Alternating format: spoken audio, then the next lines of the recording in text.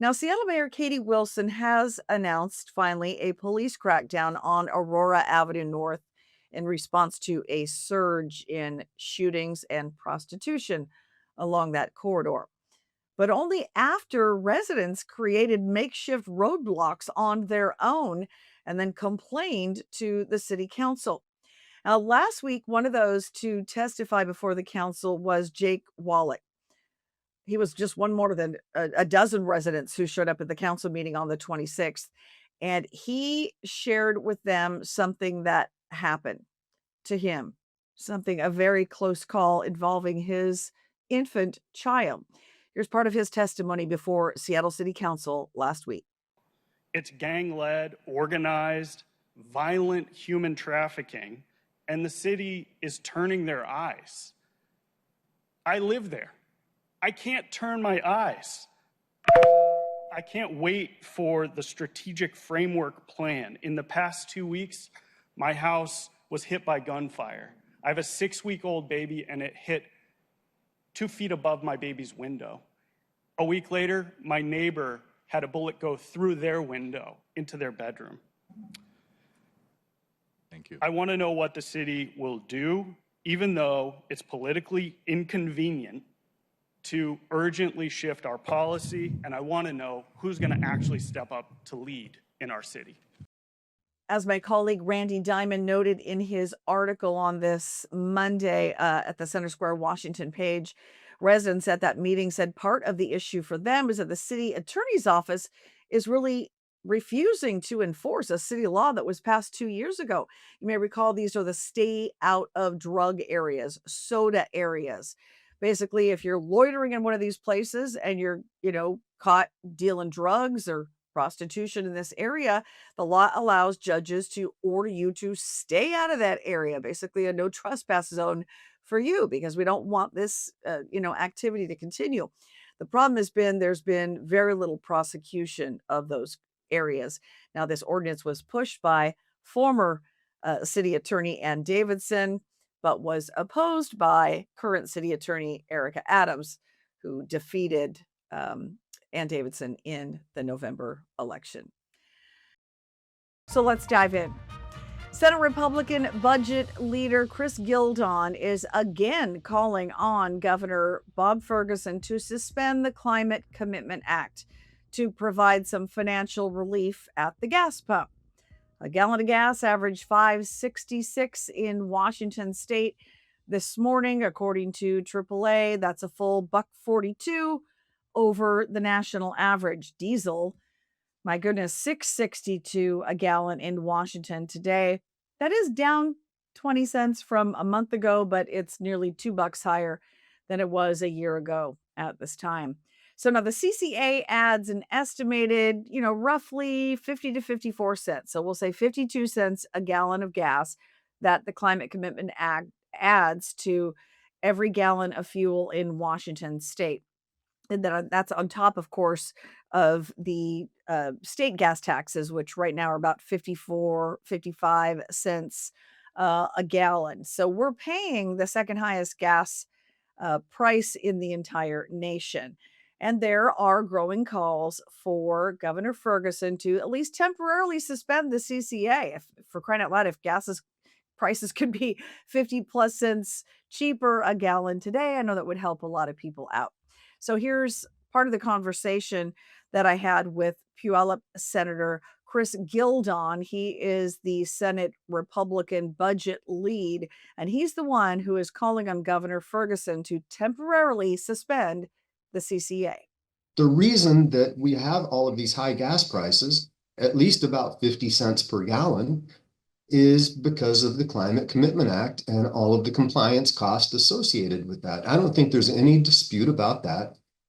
And so I was just calling on Governor Ferguson to temporarily suspend the Climate Commitment Act, not do away with it, but a little while, because governing is balance, right? And you've got to balance your climate goals with people's ability to just live in your state. And right now, a lot of people are just simply hurting.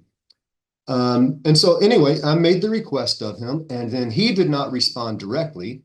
One of his staff members responded, and I think Uh, it was a very unfortunate response. I think it showed a complete lack of empathy for people in our state. They basically just decided to say, this is all Trump's fault and the war in Iran, and that's who you should go talk to. Well, that's fine. I acknowledge that the war in Iran and federal policies, that has an impact. But we at the state level, we can't control that, Carlene. We can control the things that happen within our own borders. And that's why I'm still holding out hope that the governor will actually respond himself and not through a staff member and say, hey, this is where I am on the issue. I'm either going to take action or I'm not going to take action because of these reasons. I think, Washington State, the people of our state deserve more than just finger pointing. They deserve an honest discussion. They deserve transparency on this particular issue. And I think it would be very good if the governor actually came out himself and said where he stands and showed a little bit of empathy for people in our state who are just hurting. Now, Senator Gildon sent his initial letter to Governor Ferguson back on May 20th, asking him to do away with CCA taxes, temporarily suspend them. We're not saying, we're trying to eliminate these taxes, just give a temporary, maybe quarter-long, few-month suspension to help people out at the pump. And he got a response back from Ferguson's office, his main communications handler, Brianna Aho. She did not respond, or the governor, I should say, did not respond to him directly, but that communications director did respond, basically saying, in his opinion, her response was dismissive, saying, blame the Trump administration. It's the war with Iran, not the CCA and state gas taxes that are to blame. And he said that was a response that really showed him a complete lack of empathy. And I got a similar response today. It took me the last few days and repeated attempts to get a response from the governor's office. And part of the response I got back today from the governor's staffer, since March, gas prices have gone up $1.36 a gallon for one reason only: President Trump's decision to go to war against Iran. The high gas prices caused by Trump's war in Iran does not constitute an emergency that allows the governor to exercise his extraordinary emergency powers. So they go on to basically say President Trump is the only one to blame here. Now, Senator Gildon sent out a follow-up response after he got the initial response to his letter and urging the governor to suspend CCA back on May 20th. He sent a follow-up response this week and basically said, I appreciate that your staff member responded, but do you not think, given how difficult it is right now for Washingtonians filling up at the pump, trying to go to work every day, go to school every day, that you should respond, Governor, directly? And he said, if the governor wants to come out and say, I believe that the CCA is so important that, people should be willing to suffer, that he should come out and defend the policy. So he sent a subsequent urging of the governor. No response as yet to his follow-up request. But I found this interesting because Senator Gildon told me that the more time he's been spending in Olympia in the state legislature, the more time he is convinced that majority Democrats and minority Republicans have vastly different priorities when it comes to governance of the people. A lot of times people will come to me and they'll be like, Chris, don't they have any common sense down in Olympia? And the answer is a little bit complex because it's what you're trying to do in Olympia. And this is the easiest way that I know how to explain it is the Republicans are down in Olympia trying to solve problems, right? We see a problem, figure out the most logical, cost-effective, efficient solution, and apply that solution to the problem, right? That's what the Republicans are doing. The Democrats largely don't care about the problem. They are trying to engineer society into a way that they want it to be. And if there are consequences, they're okay with the consequences so long as they move society towards their ultimate vision. And I think that's the two differing viewpoints that you have. So whenever you see some of these crazy policies, the Climate Commitment Act, and that's causing so much pain in people's pocketbooks, they don't really care about the cost associated with it because they're moving towards an agenda. And now, lastly, in today's episode, it was Monday of this week that Battleground Mayor Eric Overholser signed two maybe somewhat controversial proclamations regarding immigration and customs enforcement and Antifa, establishing the city basically as a supporter of federal immigration enforcement and a critic of these anti fascist organizations. So the proclamation said in part, and I'll read this to you so I don't get it wrong. The city officially recognizes a federal executive designation of Antifa as a domestic terrorist organization, making it one of the first municipalities to do so. So, what was interesting is during that very meeting, which was packed, by the way, and the mayor told me today he thinks probably the most packed city council meeting that since he's been mayor, the attendance was greater than he's seen before. There were some members of Antifa initially just kind of standing in the back of the room. You can tell they're Antifa by what they're wearing. Often their faces are covered. They're all in black, often some head coverings. They stood in the back of the room. Well, once he started reading the proclamation about Antifa, some folks in that back of the room started flipping out. And one of those interrupters ended up being dragged out by police and eventually arrested. So it was interesting to watch. After a couple of those people were pulled out of the room by police, there I was watching the meeting and there was uproarious applause from the majority of folks who were attending that meeting. So clearly, at least the majority of folks that were at the meeting on Monday in Battleground were in support of the mayor's proclamation against Antifa and in support of ICE. Now, the other proclamation, again, as I mentioned, was about immigration and customs enforcement.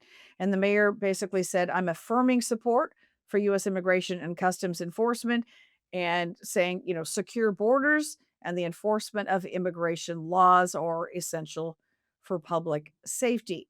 So, again, in my conversation this morning with Battleground Mayor Eric Overholser, I asked him, why wade into this? Because he told me before we even started recording the interview, he's not a social media guy. He's not a guy that does a lot of media, doesn't do a lot of Zoom interviews like he granted me this morning. So I said, why put yourself out there when this is such a controversial issue? You knew that after the meeting on Monday night, when things blew up on social media, you might just want to step out of the limelight. And he explained to me why he felt this was so important to take a stand on.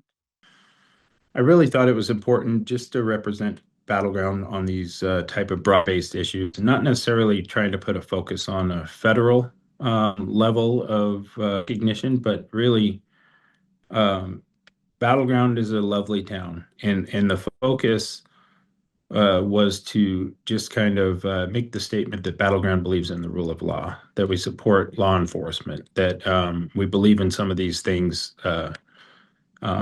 which on the national level do have a pretty large, hot button type of issue. But here locally, I felt like it represented the majority of the constituents here in Battleground. I'm not necessarily the guy that wants the social media attention or my face on any kind of television show or anything like that. It definitely wasn't seeking that kind of attention.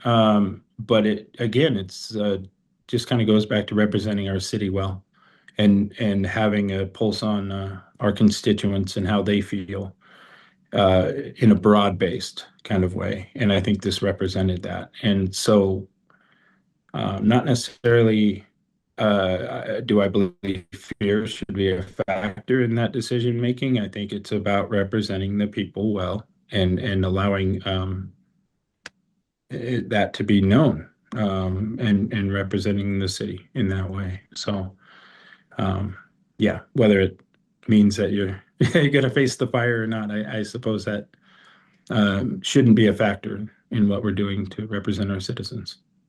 Now, the backlash continues as well as the support. The mayor told me he's got a ton of emails and phone calls from people reaching out as well as on social media, saying they support, his proclamations made on Monday. But there's also some criticism, and from those in the media. And the Columbian today came out with a pretty sharp opinion piece, writing in part, the Battleground City Council is going out on a far right limb. It is issuing proclamations in favor of ICE and Christian nationalism and opposed to LGBTQ pride and Antifa, which is just a blanket term for anti-MAGA. So the article or the opinion piece in the Columbian went on basically just criticizing the mayor for taking this approach, saying it's really not what the community wants. The mayor told me, his constituents were urging him to adopt both of these proclamations. I should note that this was not the same as a resolution that the entire city council voted in support of. This is a proclamation, and the mayor explained to me that he is entitled, if citizens in the community are urging him to come out and stake your claim on something, make it clear this is where we stand, he has the authority as mayor to issue that proclamation. So he did that on his own on Monday, although there are some other members of the city council in support of that position. So that is it for today's episode of Washington in Focus Daily for this Thursday, June the 4th. Thank you so much for watching. Please join us again for tomorrow's episode. It'll be a Friday.